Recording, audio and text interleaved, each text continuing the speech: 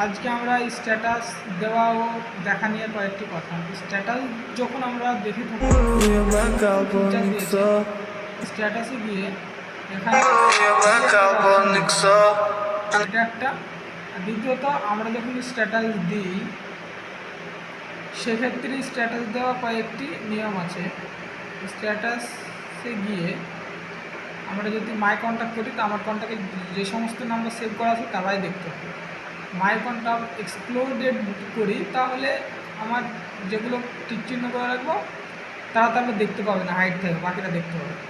Only share with করলে আমি যাদের আমি সিলেক্ট করব তারাই দেখতে পাবে। আর একটা অপশন দিয়েছে share my status update address. তো এক্ষেত্রে আমি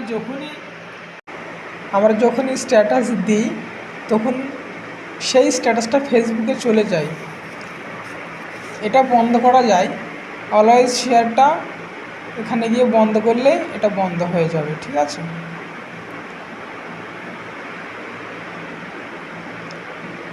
আর একটা অপশন হচ্ছে আমরা কখনো কখনো কারোর চার্ট দেখি বা স্ট্যাটাস দেখি, আমাদের ইচ্ছা যে আমরা দেখেছি স্ট্যাটাস বা চার্ট তাকে জানতে দেবো না, সেক্ষেত্রে রিড রিসিপ্ট অপশনটা বন্ধ রাখলেই আনসিন থাকবে, সিন হবে না, ঠিক আছে। আর তো